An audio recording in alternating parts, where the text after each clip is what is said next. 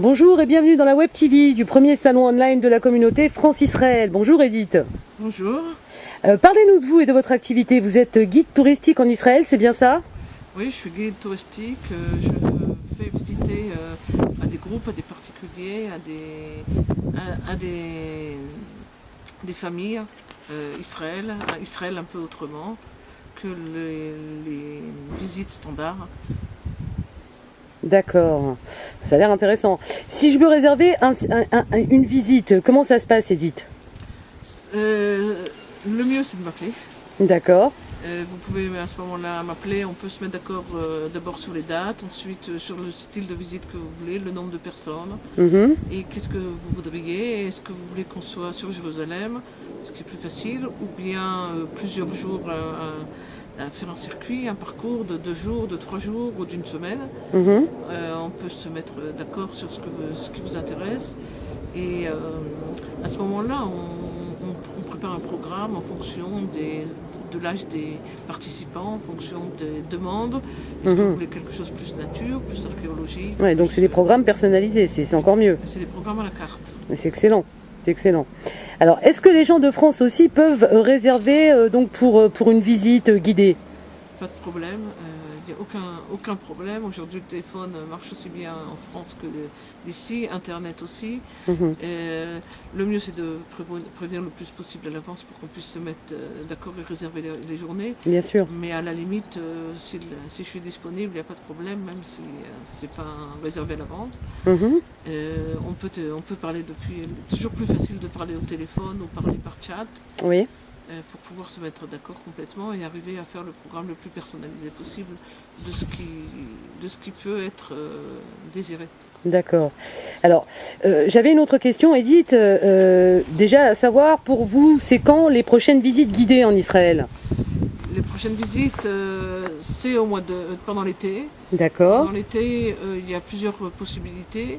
On organise du 31 juillet au 2 août un séjour de 3 jours dans le nord. Oui. Cette année, pour le premier séjour, on préférerait faire du côté occidental, c'est-à-dire du côté de la Méditerranée, avec possibilité de visiter Atlit, qui est peu connu parce qu'en général, c'est seulement les groupes qui peuvent aller là-bas.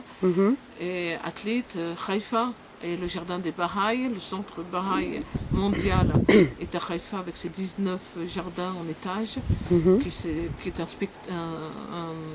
chef-d'œuvre de jardinage. Oui. On ira à Akko, Saint-Jean-d'Acre, revoir les croisés, parler des Templiers, parler des Hospitaliers. Oui. Voir le musée de la résistance à Akko, qui était en fait une forteresse anglaise et qui fait partie du combat des Juifs pour avoir l'indépendance de l'État d'Israël contre les Anglais. Oui. On verra aussi cette synagogue extraordinaire, copie de la synagogue de Tunisie, qui a été faite avec des mosaïques. Sur tous les thèmes religieux, sionistes, israéliens. Oui, c'est intéressant. C'est très intéressant, c'est une très belle synagogue qui est intéressante à visiter. On ira à Hanita, qui est un kibbutz tout à fait au nord du pays, et qui est un des kibbutz de Romaou Migdal, c'est-à-dire c'est la muraille et la tour des années 1930 qui ont été construits en une nuit. Oui. Malgré toute l'histoire des premiers pionniers, etc. Donc on parlera de tout cela. Et voilà, ça fait un programme très chargé. Oui, ça a l'air effectivement. C'est un mélange donc d'histoire et en même temps de régal pour les yeux. Exactement. Alors j'avais encore une autre question, Edith. Si on veut nous visiter Jérusalem, qu'est-ce que vous nous proposez de voir à Jérusalem en dehors de la vieille ville? Avant de commencer par en dehors de la vieille ville, il faut quand même commencer par la vieille ville. D'accord. Parce que Jérusalem, dans la vieille ville, on trouve 3000 ans d'existence. C'est l'histoire de Jérusalem Bien qui se sûr. trouve là-bas. C'est le berceau des 3 religions monothéistes. C'est l'histoire de toutes les civilisations pratiquement qui sont passées par là. D'accord. Chaque pierre dans la ville de Jérusalem peut vous raconter son histoire, de quelle date elle date, et elle a beaucoup de choses à nous raconter. Donc, dans la vieille ville, il y a énormément de possibilités déjà de visite, que ce soit tout ce qui a rapport avec le temple et le tunnel du Kotel. l'hôtel, le Kotel en lui-même, le mur, le centre Davidson qui est un centre archéologique au pied du mur et qui raconte justement comment les pèlerins arrivaient pour le temple et amener des offrandes et comment ça se passait. À côté de tout cela se trouve la cité de David, qui est la partie la plus ancienne de Jérusalem, où on a retrouvé les toilettes les plus anciennes du monde, de 2700 ans, 2700 ans en arrière. Wow. Et on a retrouvé dans la cité de David énormément de choses qui ont rapport avec l'eau aussi, et en particulier le canal de Zacchias, qu'on peut visiter en marchant dans l'eau avec des lampes de poche. Une promenade très intéressante qui plaît beaucoup aux enfants en général, et même aux adultes. Oui, bah oui, ça a l'air très, très intéressant tout ça, hein. C'est passionnant. Hein. C'est passionnant. Et puis tout dans le quartier juif de la vieille ville se trouvent aussi des synagogues, les restes de quartier hérodien, qui était le grand quartier riche de la période du deuxième temple. Et ça, c'est à l'intérieur. De plus, il y a aussi la tour de David, le musée de la tour de David. Oui. Le musée de la tour de David est un musée historique qui retrace l'histoire de Jérusalem pièce par pièce, et chaque pièce représentant une époque de l'histoire de Jérusalem. C'est aussi un musée qui est très intéressant. Dans ce musée se déroule le spectacle de son et lumière aussi, 3, 4 ou 5 fois par semaine selon les périodes, et qui amène un nombre de touristes extraordinaires et qui est absolument fantastique, puisque on projette sur les murailles l'histoire de Jérusalem avec des moyens technologiques très avancés. Oui, c'est intéressant. Ça, c'est l'ancienne ville. Et vous m'avez demandé ce qu'il y a dans la nouvelle ville. Tout à fait, tout à fait. Et Jérusalem, effectivement, est le berceau de Jérusalem se trouve dans la vieille ville. Mais aujourd'hui, dans la nouvelle ville, il y a aussi beaucoup de sites intéressants à visiter. Oui, comme par exemple. Par exemple, de voir la Knesset, le Parlement, l'endroit où se tient le Parlement. Oui. La Cour suprême.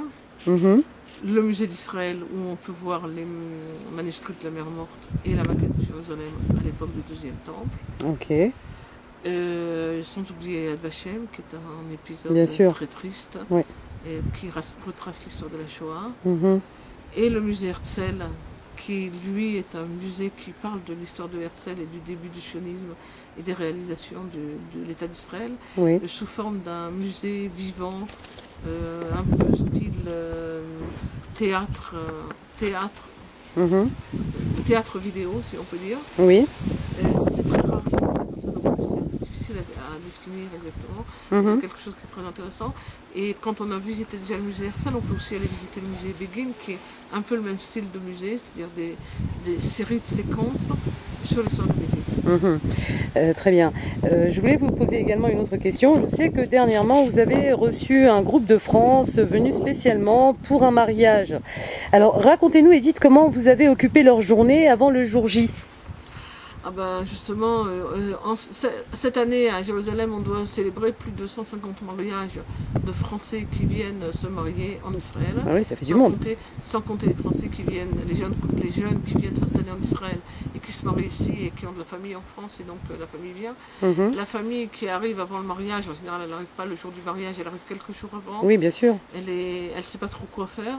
Oui. Et justement, elles sont organisées comme famille, comme groupe, et on peut réaliser tous ensemble une journée, 2 journées en fonction des demandes. Par exemple, le dernier mariage, on a fait une journée à la mer Morte. On était à Masada, on s'est baigné dans la mer Morte, ce phénomène unique au monde, d'abord d'être le point le plus bas du monde, un des points les plus chauds d'ailleurs, et aussi un endroit où on veut se baigner mais on peut pas, on flotte automatiquement. Et c'est une expérience unique. Que si on s'est déjà baigné dans beaucoup de mer, la mer Morte c'est quelque chose de spécial. Oui, donc ils ont passé des journées agréables avec vous. Des journées agréables, une journée à Jérusalem aussi, avec une partie dans la vieille ville, dans la nouvelle ville.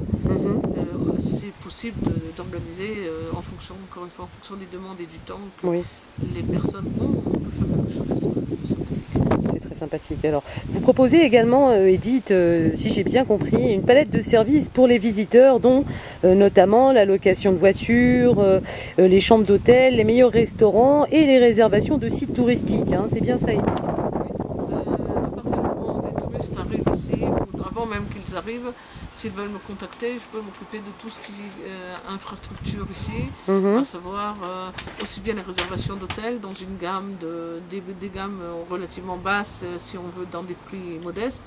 Par exemple, les auberges en Israël sont de très bonnes, un très bon rapport qualité-prix. Oui. Ce qu'on appelle les auberges de jeunesse, qui ne sont pas tellement de jeunesse d'ailleurs.